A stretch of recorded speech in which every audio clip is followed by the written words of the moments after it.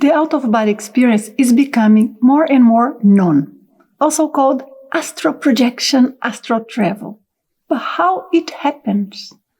Why is this a natural phenomenon and why we experience sensations as we do? In this video, we are going to study the anatomy of the disconnection from the physical body. Let's see it.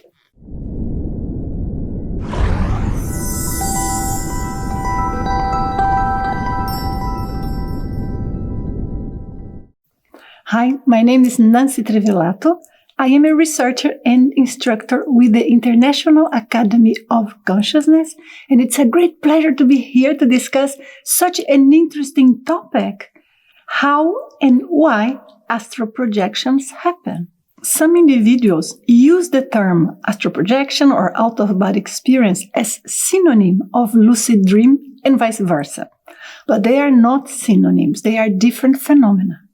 In the case of the out-of-body experience, astral projection, astral travel, soul travel, whatever name you are familiar with, what happens is that us, as consciousness, our soul, our individual essence, our individuality, whatever is the principle that makes us to be ourselves, who is aware, conscious here inside of our bodies, this is the essence or what leaves the body when we have an out-of-body experience. In other words, our physical body remains like a vessel, empty one, almost as if we park our cars in a garage and we leave our car behind. So that's what we do with the physical body, with one difference. When we leave our car in the garage, it's just there and it's going to be reactivated when we are back only. In the case of the physical body remains active, meaning, of course, we continue breathing, our heart is beating, we are in a normal state of sleep, which has sleep cycles. So we get with a little bit higher metabolism, a little bit lower metabolism in different moments for different reasons. Of course, when we talk about astral travel and out-of-body experience, we are talking about the experiences in which we are conscious, aware, in control, observing the events outside the body. Otherwise, it's just being unconscious, either inside the body when we are dreaming or just in different states of consciousness, or outside the body, not conscious, but when we are lucid. And that is the key. We can be as lucid as we are here or more. And very often people have experiences in which they are more lucid than here. There is a connection between ourselves as consciousness and the body. And that is what is the so-called silver cord or the energetic connection that remains there all the time. And that is a topic for us to discuss in another day. But today we want to understand how this separation goes on, and the silver cord and the energy that connects the two bodies has a lot to do with it. The element that triggers the out-of-body experience, the vast majority of the cases, is a low metabolism. In other words, we relax deeply, or we are falling asleep, or anything that would make us deeply relax. For example, when we are under anesthesia. Second thing that is relatively common, but not even close to the low metabolism and deep relaxation, is the connection with the non-physical dimension, the astral dimension, if you will. An example of this is when someone has clairvoyance and start seeing the non-physical reality or seeing spirits. And because of that, the person becomes more and more connected energetically with that non-physical reality, almost as if that reality would be more clear than this one here.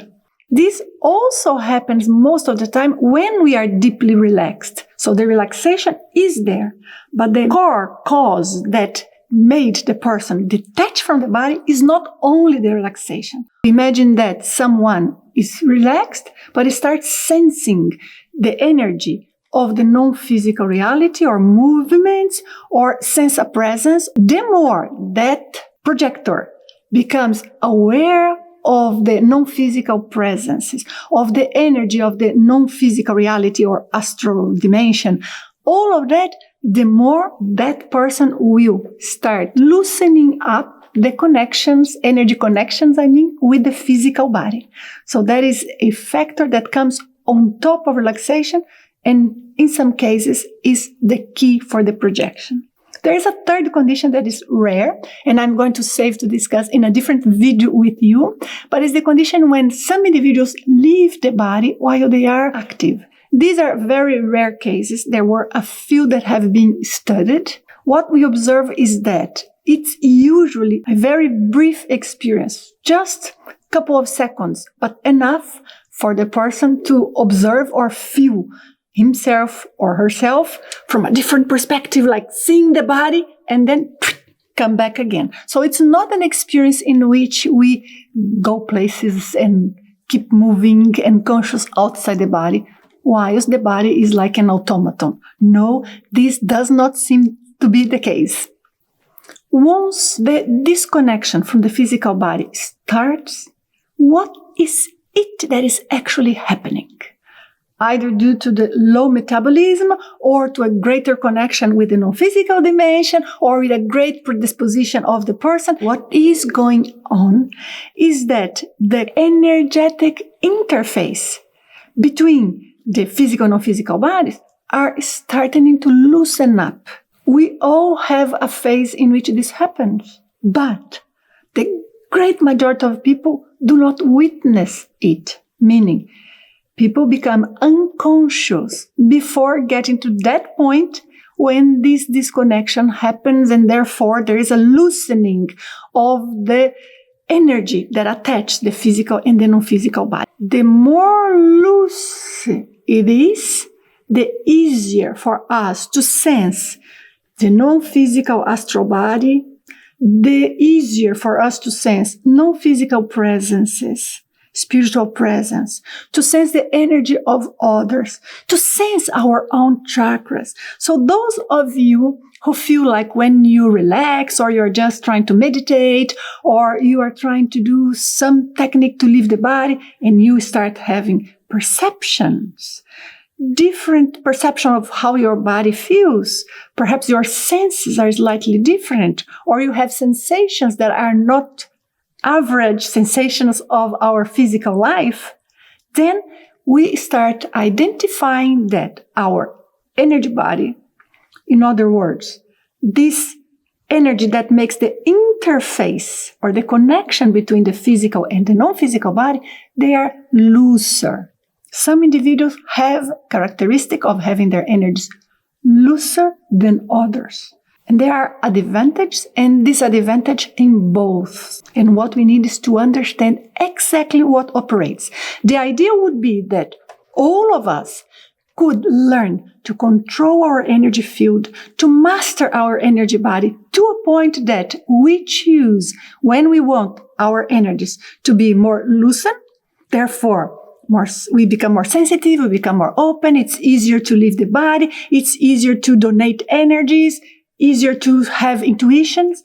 But when we want our energies in a more rigid state in which we are not as open, for example, you have to visit someone and the energies are always heavy there, so you would like to have your energies less loosened, so you are not in contact with so many different layers of the non-physical dimension there and sensing so many different types of energy. Nonetheless, all of us, we have a phase in deeper sleep in which this loosening up of the energetic connection between our physical and non-physical bodies start happening. And at that moment is when the disconnection from the physical body starts. This phase, when experienced with lucidity, being conscious of this phase, this can be strong and frightening to some people just because there are different sensations from our average ones. And of course, one thing is us here inside the body, witnessing and experiencing the physical sensations we are used with. Not always good sensations, but we are used with them. But when it comes to figuring out or interpreting the sensations of this transition, this is much more complex. When we are already outside the body, lucid, conscious, projected out there, it's easier than the transition, because once we are out there, we tend to know a little bit better how to react and what to do. But when we are in this transitional phase, which is the exact moment of the separation from the body, it tends to be awkward because we cannot control the physical body. Physical body is so relaxed that we sometimes even have the sleep paralysis. We think we are still sensing the body, but we cannot move. But we are not fully out yet. So we are experiencing a little bit of both realities.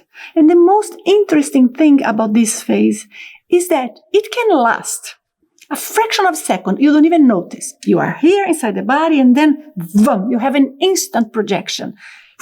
You are out. Wonderful.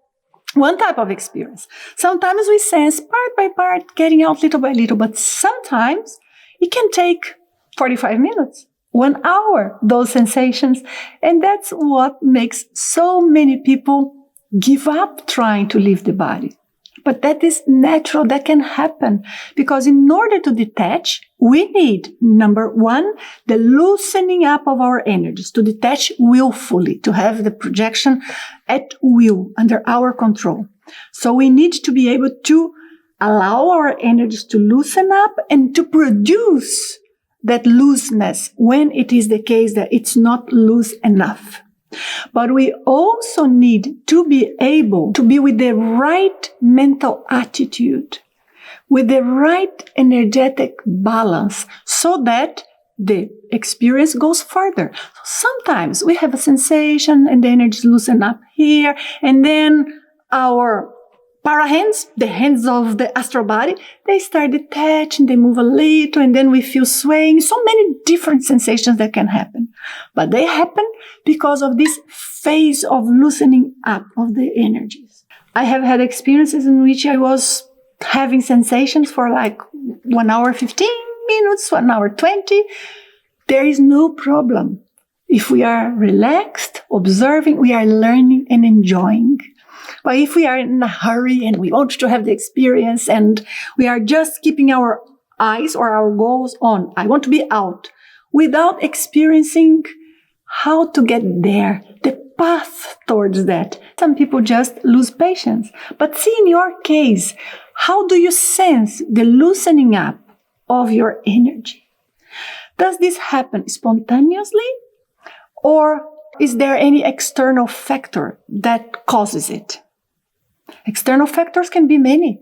Sometimes the place you are in, the energy of some non-physical spiritual presence close by, major blockage in our energies. Suppose a specific chakra, or in general, or if we have any energetic interference that comes and interfere with our energy so that we are kind of contaminated. What happens is that this process starts going on, starts loosening up, but it gets frozen or somehow hindered at some point. So the sensation of a chakra that is blocked will cause that these energies that are connecting the two bodies, that are supposed to be flexible, as we said before, they will have a part, almost like a connection that is not loosening up. Or it can be fear, because fear can somehow hinder the experience because it produces a reaction in our whole energy body. The sensations that we feel in this moment, they can vary a lot. Not only in how long they last, but also in the type or the quality of the sensation. Some sensations are more common, but we cannot just determine what sensations you should feel, because it will vary depending on how your brain interprets the experience. So, for example, just a very simple thing, if the body is a little loosened, the astral body is a little loosened, and the astral body is less connected, less locked inside the physical body, then we may sense at that moment that we are swaying because it's loosened. So we feel movements, but we may sense or interpret that we are floating. So many times we feel floating, but we are not completely outside the body. It's just a phase of the separation in which we feel light. So we need to distinguish when we are actually floating or when we are feeling light, because there is this looseness of our astral body inside of our bodies, meaning we are not so rigidly aligned and connected at that point. And so many other sensations, vibrations, falling sensation, even the sleep paralysis. None of the sensations are mandatory. We can have a real out-of-body experience without any of these non-common sensations. But we can also have with sensations that are totally different from the ones you find described in books or in classes. That's why we need to understand why. The mechanism, what produces the sensation, what produces the separation. When you understand why, when you go beyond just a list of sensations, beyond just hearing an account of out-of-body experience, and you understand it, then you can adapt that knowledge to your reality, to how you already experience these phenomena in a larger scale or in a smaller scale. And you will find out the right technique for you. In many cases, we have already had spontaneously out-of-body experiences, and we have already identified some of these mechanisms that I have mentioned. What is important is that we understand when it's spontaneous, and we can take further advantage of our experiences, explore more, enjoy, learn. I hope you have enjoyed this video. It was a pleasure being here with you.